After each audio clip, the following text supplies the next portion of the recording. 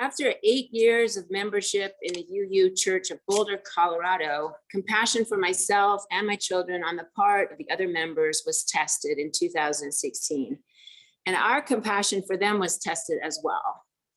From about 2014 to 2016, the UU Church of Boulder ran a whole program of compassionate inclusion to generate understanding and appreciation for transgender adults. But when I asked when they were planning to bring this important knowledge to the children, the educational director stalled for 2 whole years. During that time, my child Sky, who is genderqueer, was teased and bullied by children who did not understand the gender spectrum, the fact that some people are gender non-binary.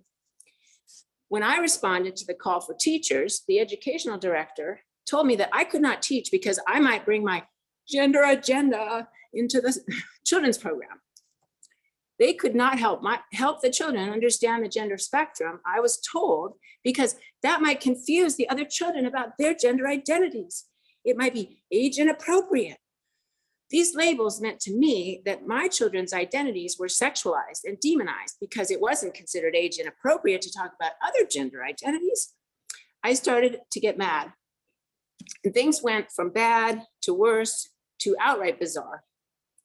Sky was physically assaulted by those same children who had been teasing them, and the church refused to acknowledge that the assault had happened. After I walked into a classroom to talk to the teacher, I was accused of storming dangerously into the classroom. After talking with the minister, I was accused of assaulting her. Based on a list of 10 completely fabricated charges, we were expelled from the community. The pain of being expelled from a community that was like family to me was huge. As a way of healing, I have been studying hunger and fulfillment in 3 Canadian Two-Spirit and transgender coming-of-age novels. Johnny Appleseed by Joshua Whitehead, Fierce Femmes and Notorious Liars, a dangerous trans girl's confabulous memoir by Kai-Cheng Tom, and She of the Mountains by Vivek Shraya. They all offer consoling insights into how to heal from transphobic harm. Transphobia is an irrational fear of transgender people.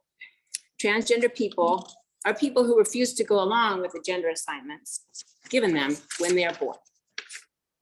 Those who do conform, whom we call cisgender, are conditioned to feel shame when they fail to conform completely.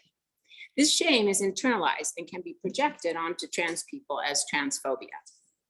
Joshua Whitehead, Kai-Cheng Tom, and Vivek Shraya have important answers about trauma and healing and the limits of compassion.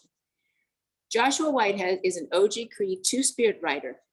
Two-Spirit people are those people in Indigenous societies who traditionally had special roles because they bridged the divide between men and women.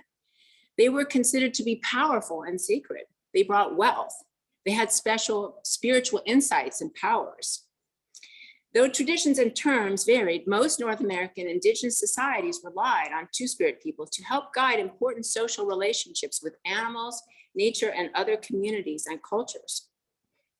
The protagonist of Joshua Whitehead's novel, Johnny Appleseed, reclaims Two-Spirit sexuality and ceremony to counter the homophobic and transphobic limits of compassion in his community.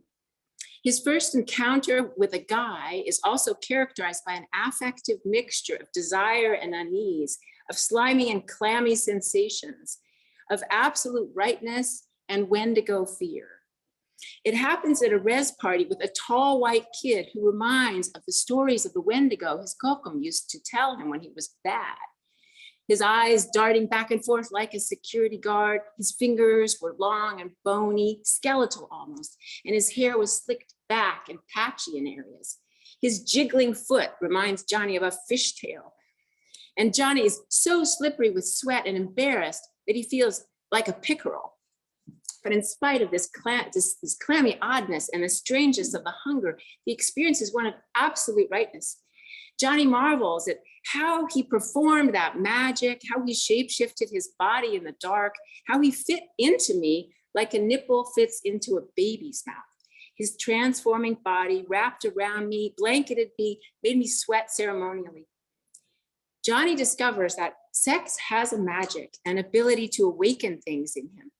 During gay sex, Johnny feels connected to a primary source, the implied milk from the nipple, the perfect fit, the magic and power to shapeshift The sense of ceremony all create a sense of openness and possibility. Wendigo, or we to go, is the dangerous cannibal human, a human who has been so transformed by hunger and isolation that they begin to prey on their own people in Cree philosophy. This encounter shows Johnny's ability to take the Wetigo-like sexual challenge and danger of an encounter with a white man and transform it to find the empowering magic that helps to make both of them whole. Johnny also responds by teasing and taunting, directed his way with love. Like a two-spirit trickster, he is ultimately fluid and flexible, turning hatred and racism around by transmuting it and by not responding to the hateful intent, and by providing love and care in return. In Kai Cheng Tom's Fierce Femmes, the hungry ghost of the protagonist's childhood represents the thwarted hungers of her Chinese Canadian immigrant parents for inclusion, recognition, and wealth. In a place called gloom, where the sky is always gray and the rain is always falling. The place is gloomy because it is haunted by European colonial conquest. And in this place of colonial gloom, her childhood home is like a Chinese hungry ghost with its bulging middle and narrow neck that wants to devour her and digest her whole. The house is like a giant spider web with walls and floors that tremble with every move you make so that you can never be sure if you're completely alone, and it sticks on you, grasps at you with its hungry windows and hungry doors, pulling you in so you cannot leave, cannot breathe, cannot dream. Tom uses, repurposes, and disidentifies with the Chinese hungry ghost tradition to represent the trauma resulting from transphobia. In this haunted landscape, the protagonist herself becomes a ghost as her body and spirit internalize the trauma of her surroundings.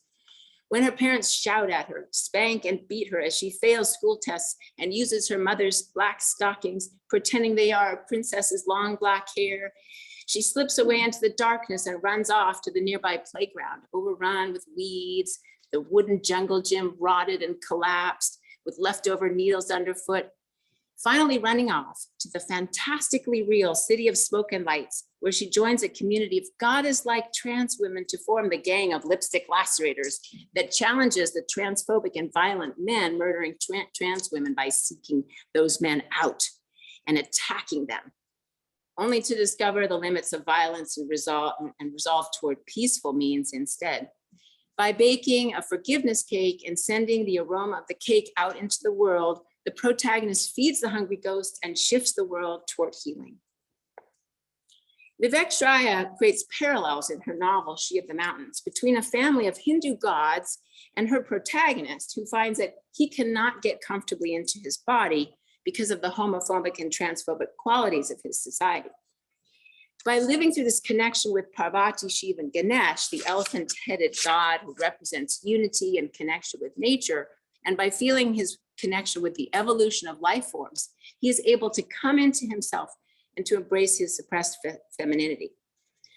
Wholeness is cast in a progression of metaphors that blend processes of myth, cell division, and birth. The novel opens with the words, "In the beginning, there was no he, there was no she," locating wholeness in an original non-binary state that is both spiritual and mythic. Wholeness is also located in the embryonic first single cell. Cell division reveals the mathematics behind creation. 1 + 1 makes 1, life begets life. We are the effect to a cause. Briefly, ever so briefly, we linger as one. Finally, wholeness is represented through the image of the fetus inside the womb. If given a choice, we would stay here forever sleeping. Pure and golden potential. But we are pushed out of the body of another in sweat and screams. We experience the greatest rejection we will ever know. Outside, they are waiting for us, sing to us, name us. They sculpt expectations we will not live up to.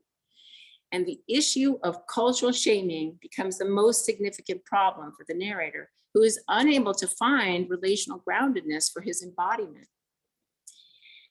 Shraya's novel begins and ends with a primal world of watery immersion, beginning with the image of the newborn emerging from the womb and ending with an image of the protagonist re-immersing in water In this space of physical immersion with the physical forces of life, he envisions a whole span of evolution, which led to his unique body, from bacteria and simple cells to jellyfish, free swimming, until we learned how to crawl before we grew feet. We colonized the land, our blood turned warm, our arms stretched into wings, and we sought homes everywhere beneath the clouds for millennia. Evolution provides affirmation because it led over time to his unique body.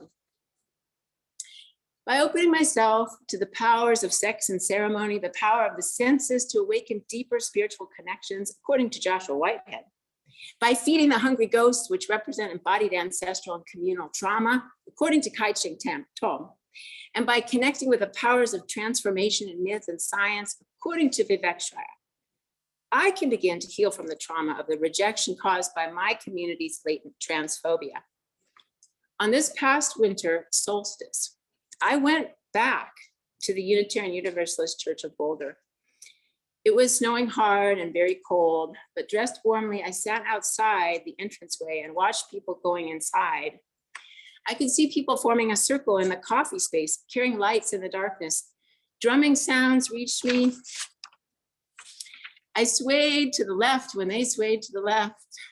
I swayed to the right when they swayed to the right. In my mind, I saw my children entering the church as they had when they were toddlers and young children on a spring morning, eager and excited. I felt the old threads of attachment pulling on me. I heard people saying, "There's someone outside." I was bothering them. I was haunting them like a ghost as I swayed in synchrony with their movements. I felt the forms of time and how things shift and change. Eventually, someone came out and invited me in. "I'm not allowed," I said. "I've been excommunicated from this community." "Oh," they said, evidently abashed, and retreated. A while later, a small group of people came out with a steaming hot mug of hot chocolate. "I don't know what happened in the past, but for tonight, will you come in?" The same person who had spoken before said. I gratefully took the cup and followed them inside. Thank you.